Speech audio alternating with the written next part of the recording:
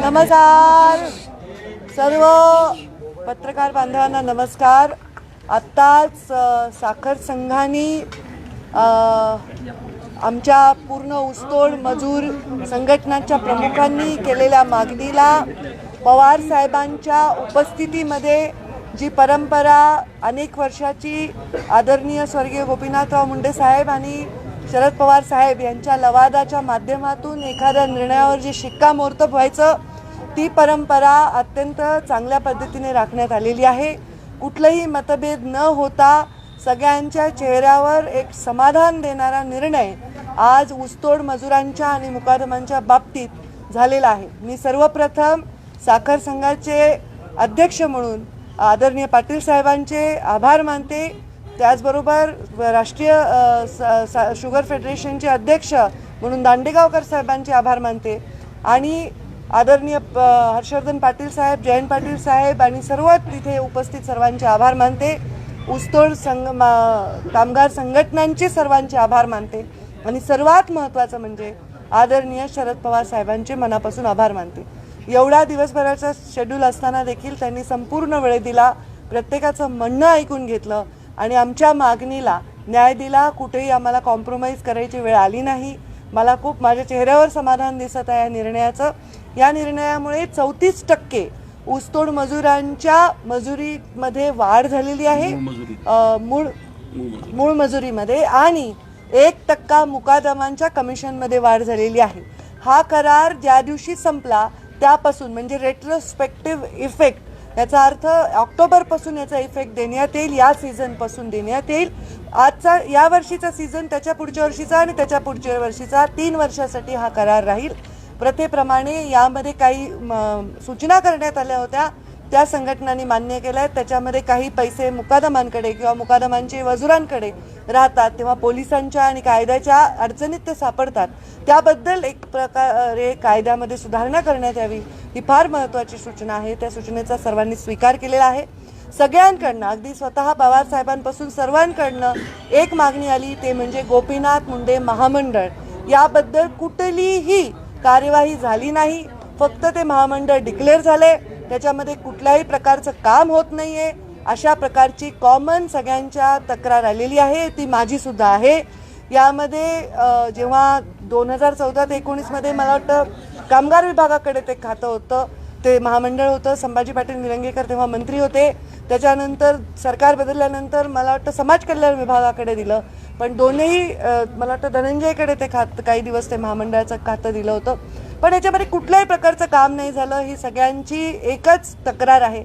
मुंडे साहेबांचं नाव दिलं त्यामुळे भावना लोकांच्या आहेत, मुकादमांच्या आणि ऊसतोड कामगारांच्या, पण ह्याच्यामध्ये त्यांच्या हिताचं काम व्हायला पाहिजे हा माझाही आग्रह आहे. मी स्वतः मुख्यमंत्र्यांना भेटून या संदर्भामध्ये पत्र देणार आहे आणि नुसतं पत्र नाही तर एक निर्वाणीचा इशारा देखील देणार आहे की या तारखेपर्यंत तुम्ही आमच्या या विषयाला मार्गी लावा. अगदी विम्याचे प्रश्न थकीत पडलेले आहेत, फाईल पडलेले आहेत ऊसतोड कामगारांच्या, आणि वसतिगृहांचे प्रश्न आहेत. कारण ह्या मुलांनी पण ऊसच तोडायचा का, ह्यांनी पण शिकलं पाहिजे, यांचंही आयुष्य बदललं पाहिजे, यासाठी आम्ही सर्वजण समर्पित आहोत. सर्वात महत्त्वाचं, ही सुरुवात ज्यांनी केली आदरणीय बबनरावजी ढाकणे आपल्यात नाही आहेत, प्रतापराव आमच्याबरोबर आहेत, त्यांना श्रद्धांजली वाहून आम्ही या मीटिंगची सुरुवात केली. सगळ्या प्रथा परंपरांना पाळत हा व्यवस्थित निर्णय झाला. मी पवार साहेबांचे आणि पूर्ण टीमचे मनापासून आभार मानते.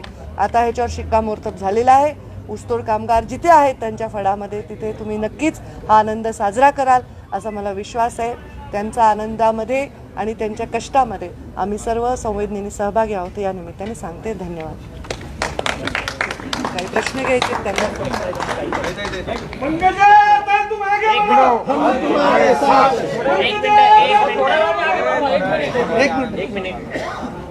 पुणेरी, हा एकदम पुणेरी. ते म्हणतात थोड्या वेळाने आगे बढवा, 1 मिनिट थांबा. येस, काही प्रश्न आहे तुमचा का मी जाऊ? काही सहकाराचा विषय, महानंद डेअरीचा विषय आलेला आहे. या विषयाशी संबंधित काही प्रश्न आहेत का तुमचे? कामगारांचं एक म्हणणं होतं की त्यांचा विमाचा, बैलगाड्यांचा जो विमा होता त्यांच्याकडे कपात करताय, कारखाने आधी द्यायचे, आणि दुसरं आता त्यांचं जे झोपडी टाकतात त्याला पण झोपडीला भाडं आकारलं जातं ते पूर्वी. आता आम्ही असं ठरवलंय, अत्यंत चांगली सूचना शरद पवार साहेबांनी केली की ही जी टीम आहे, ही संघटना आहे, हे लोक आता दर वर्षातून 2-3 वेळा हे लोक बसून हे विषय एकत्र, नुसतं लवादाची विषय येईल किंवा संपाचा विषय येईल तेव्हा नाही, तर वर्षातून 2-3 वेळा बसून ह्या विषयांवर प्रकाश टाकतील आणि त्याच्यावर तोडगा काढण्यासाठी पवारसाहेब स्वतः त्यांना वेळ देणार आहेत, आम्ही वेळ देणार आहोत आणि आमची एक टीम याच्यावर काम करणार आहे. तर हे सगळे विषयांना आम्ही तिथे मार्गी लावू. ठीक. बाकीचे पॉलिटिकल प्रश्न विचारा, मला उत्तर द्यायचं का नाही मी बघेन. ऊस तोडणी महामंडळात 80 कोटी रुपये जमा आहे. समाज कल्याण ते बघतोय, पण मुळामध्ये हा विषय कामगारांचा आहे. साखर आयुक्ताचा प्रतिनिधी त्याच्यावर हवा आहे. त्या मीटिंग काय डिमांड करणार आहात? हा विषय कामगारांचा आहे, हा कामगार विभागाकडे असायला हवा, पण कोणत्या विभागाकडे असण्यापेक्षा याच्यामध्ये निर्णय व्हायला पाहिजे. कामगारांच्या हिताचे हे महत्त्वाचं आहे. याच्याबद्दल आम्ही सर्व असमाधानी आहोत आणि समाधानकारक निर्णय सरकारने घ्यावासाठी आग्रहही धरणार आहोत आणि वेळ आली तर त्यामध्ये निर्वाणीचा विषय सुद्धा करू. मुलांच्या शिक्षणासंदर्भातला एक प्रश्न आहे ताई. आज साखर शाळा आहेत, पण आजही ऊसतोड कामगारांची मुलं शाळा बाहेर आहेत, त्यावरती काही आता तोडगा निघाला आहे? याच्यामध्ये 3-4 प्रकारे तोडगा काढावा लागेल. एक तर त्यांना व्यवस्था निर्माण करण्यामध्ये आपण कमी पडलो आहोत सर्वजण. दुसरी गोष्ट, त्यांना व्यवस्था निर्माण करून त्याचं प्रबोधन केलं पाहिजे की ही मुलं त्या शाळेमध्ये सुरक्षित आहेत, त्यांचं पोषण व्यवस्थित होतं आहे, त्यांचं शिक्षण व्यवस्थित होतं आहे, ह्याच्यासाठी त्यांच्यापर्यंत पोहोचलं गेलं पाहिजे. त्यांचं आरोग्य, त्यांचं शिक्षण आणि त्यांचं पोषण हा सगळ्यात महत्त्वाचा विषय आहे असं मला वाटतं. त्याच्यावर जास्त काम केलं पाहिजे. देशामध्ये राम मंदिर आणि राज्यात रामावरून बरंच राजकारण तापलेलं आहे. जितेंद्र आव्हाड यांनी म्हटलं की श्रीराम हे मांसाहारी होते, ते मांसाहार करत होते. त्याच्यावरनं बराच वाद निर्माण झालेला आहे. माझ्या याच्यावर काही प्रतिक्रिया असण्याचं कारण नाही. या अनेक मीडियात अनेक लोक अनेक गोष्टी बोलतात, त्याच्यावर मी प्रतिक्रिया देण्याचं कारण नाही. मी मनापासून आनंदी आहे की अनेक वर्ष जन्मल्यापासून आम्ही जे विषय बघत होतो त्याच्यामध्ये एक सुंदर राम मंदिर तिथे होत आहे आणि रामाचे भक्त म्हणून त्या मंदिराकडे आम्ही नक्की जाऊ.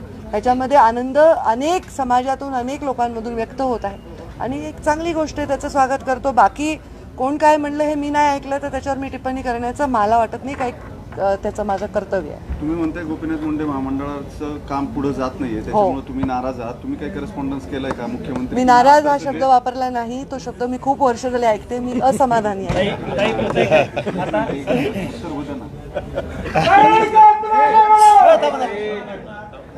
करस्पॉन्डन्स तुम्ही काही केलंय का? कुणाशी बोललात किंवा ज्यांच्याकडे जबाबदारी आहे त्यांच्याशी काही बोलणं झालंय का? हे काम गेले कित्येक वर्षापासून महामंडळ स्थापन झाल्यापासून त्याचं काम होईल असं सतत सांगितलं जातं. मी जेव्हा मंत्री होते स्वतः अनेक वेळा मी बैठका स्वतः घ्यायचे, त्याच्यामध्ये स्वतः हस्तक्षेप करायचे, पण गेले 5 वर्ष संविधानिक आणि वैधानिक कामकाजात मी स्वतः नसल्यामुळे मी संबंधितांना सांगू शकते की हे लवकर करा.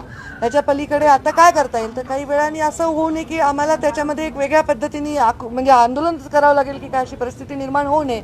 तसं असेल तर आमच्या मोराळेताईंना आम्ही पुढे करून आंदोलन करू. पण कधी होईल? कोणाशी तुमचं बोलणं झालंय? संबंधित आता हे सगळं मी कधी होईल, कोणाशी बोलणे झाले हे डिटेल द्यायची आवश्यकता नाही. जे कोणी त्यावेळी महत्त्वाचे त्याच्या संबंधित अधिकार क्षेत्र आहे ते त्यांच्याशी बोलणं होत आहे, पण त्याच्यावर समाधानकारक लक्ष दिलं गेलं पाहिजे असं माझी मागणी आहे. महानंदा संदर्भात एक प्रश्न आहे, तो गुजरातला जाणार अशा प्रकारच्या चर्चा सुरू झाल्या आहेत. हे आपण जे निर्णय घेणारे असतात सत्ताधारी पक्षातले लोक, अधिकारी, मंत्री हे याच्यावर प्रकाश टाकू शकतील, मी टाकू शकत नाही. पण सत्ताधारी पक्षात आहेत म्हणजे तुमच्या पक्षातले संविधानिक अधिकारी जे आहेत त्यांनी बोललं पाहिजे, माझा तो अधिकार आहे. थँक्यू. घेऊन